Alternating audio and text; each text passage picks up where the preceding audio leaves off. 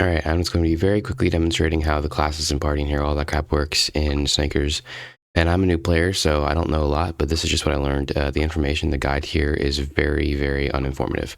So, at the shop, you can buy 3 heroes. So you see Vagrant, this is one, and I already bought Carver and Cleric.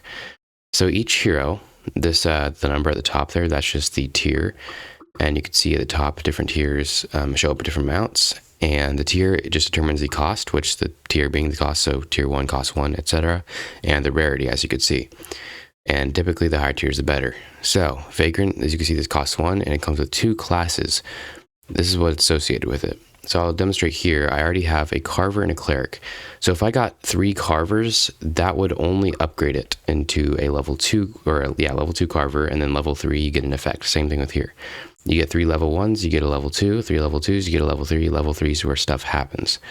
So if I got another Carver, I would not have 2 Carvers on my snake. I would just have 1 in reserve ready to upgrade it if I got a 3rd one.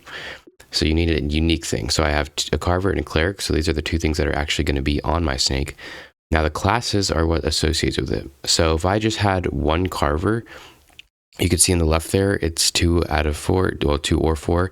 So you need 2 things with healer to activate the first buff and 4 things to activate the next. And they're all different. So you can see this Explorer here, you only need to get 1. So if I bought this, it would already be entirely full. Some need more, some need less. It changes depending on which one it is. So some need like 3 to activate, some need 2 to activate, but they can upgrade 3 times, etc. So if I just had 1, this would not reach the 2 threshold to upgrade, it would not be colored, and I would not get a buff. But because I have 2 things with healer, it does fill in, and I get the buff.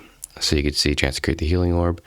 So these 2 do things on their own. This one creates a statue, this one creates a healing orb, but because they're both healers, it turns this colored.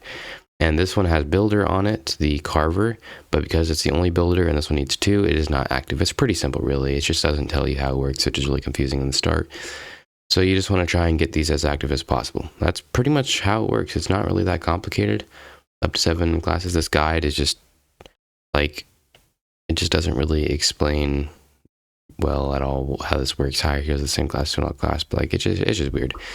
So yeah, these are not on your snake. This is what your snake is. So if I press go, you can see 1 creates a statue, 1 creates a healing orb, and I don't think I have any way of dealing damage except for ramming, so I wouldn't even be able to kill anything.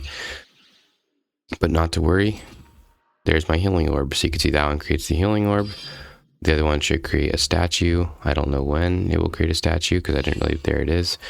So this heals me, and those 2 things do 2 different stuff. And the class, that just modifies how this works, but because the class creates a healing orb, once I unlock 2 things with healer, and because I have 2 things with healer, the Cleric and the Carver, it will be creating that healing orb. So one of the heroes is creating a healing orb, and one of the classes is creating a healing orb. Healer class is doing it because I unlocked it, and the hero on its own is doing it.